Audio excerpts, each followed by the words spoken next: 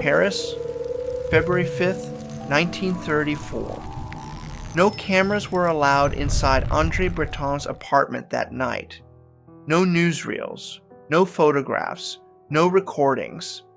What happened survives only through the memories of the men who were there, artists, poets, revolutionaries, each telling the story differently. But they all agreed on one thing. This was the night the Surrealists put Salvador Dalí on trial. The charges were serious: fascination with Hitler, political provocations, betrayal of the movement's ideals. What followed would become one of the strangest confrontations in modern art history, and the accused arrived carrying a thermometer. Breton reads the charges.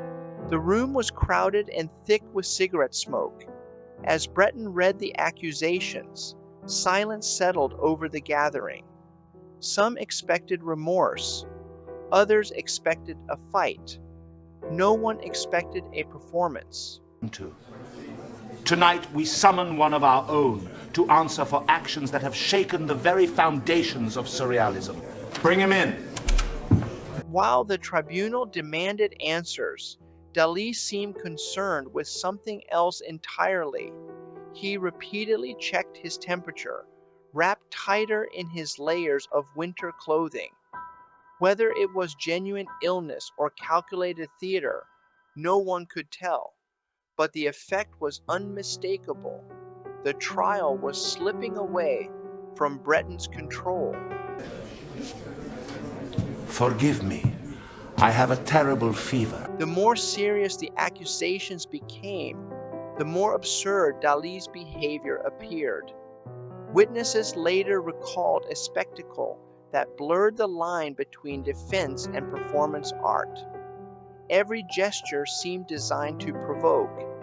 Every interruption seemed deliberate. The accused had transformed the courtroom into a stage. Your actions have shaken the very foundations of our movement. Tell me, Dalí, have you come here as a surrealist or as the man who would destroy it? Around the table, frustration grew. The surrealists had gathered to judge one of their own.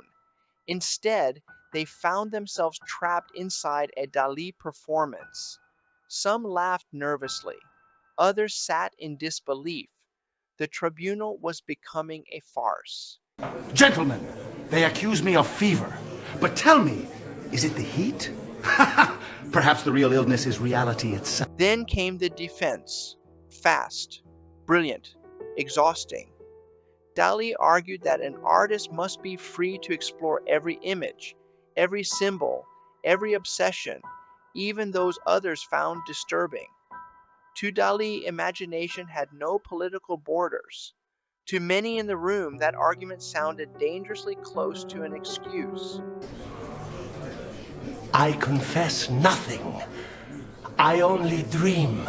The confrontation dragged late into the evening.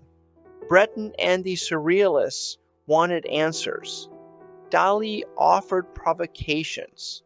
The gap between them had become impossible to bridge.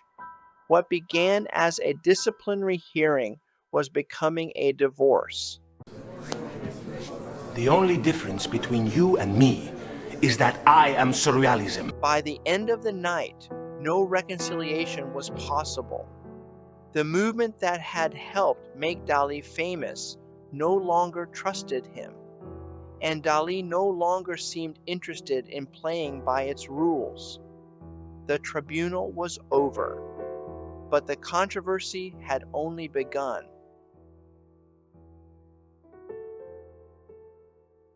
The exact words spoken that night may never be known. The witnesses disagreed. Memories faded. Stories grew larger with each retelling. But the outcome is clear. Salvador Dalí walked out of André Breton's apartment more isolated than ever from the Surrealist movement.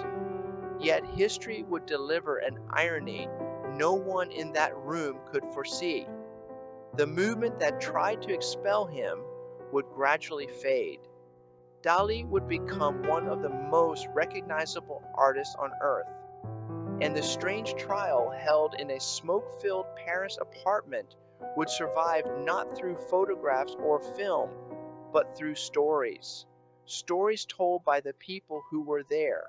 Stories that continue to blur the line between history and surrealism itself.